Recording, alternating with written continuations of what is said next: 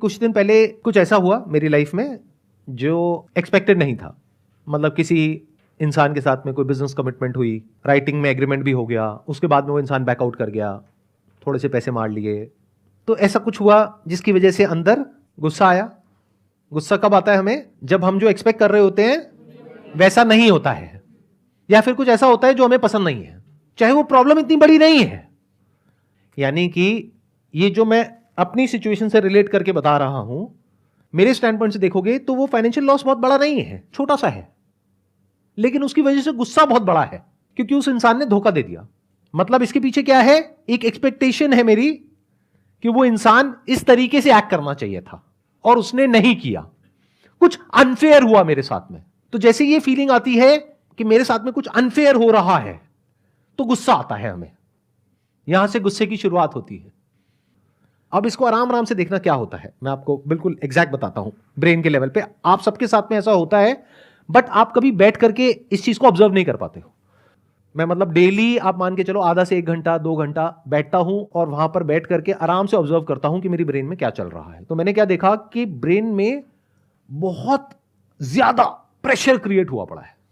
मतलब एक एनर्जी है जो बहुत तेजी से चल रही है और उस वक्त मन कर रहा था कि किसी भी तरीके से इससे मैं फ्री हो जाऊं।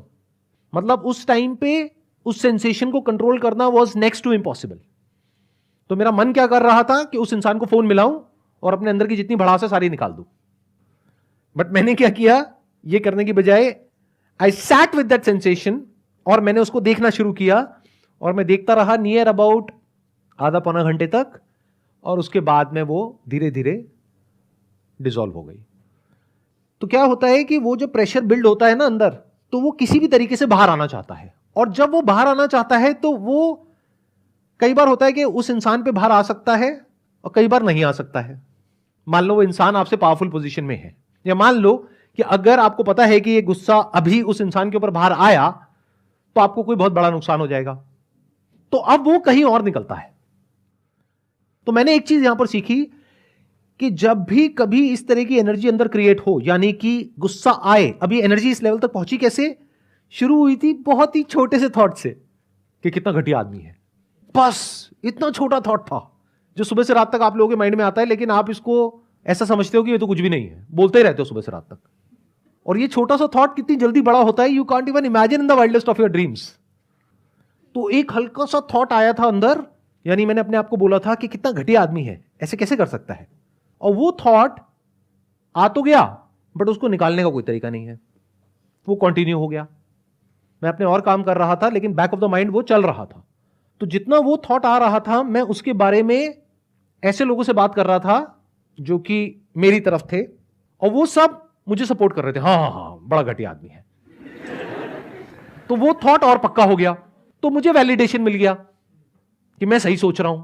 अब अगर मैं सही हूं और सामने वाला गलत है, और 10 बंदे मेरे आसपास वाले कह रहे हैं कि वो गलत है और तू सही है, तो वो तो थॉट और पक्का हो गया। अब वो थॉट बहुत तेजी से घूमने लग गया।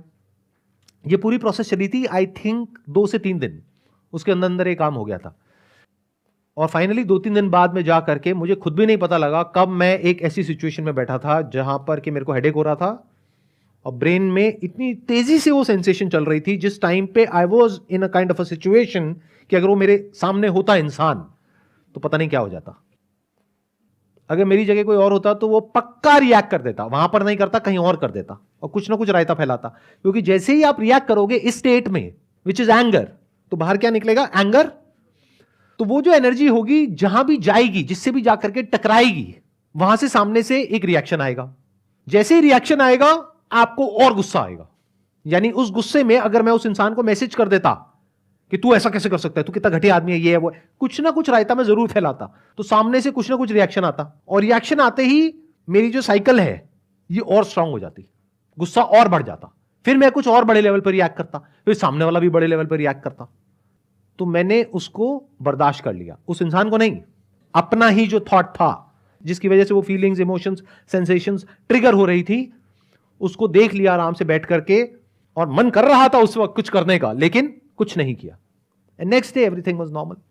अगर वो बंदा आपको दोबारा फिर से मिल जाए तो?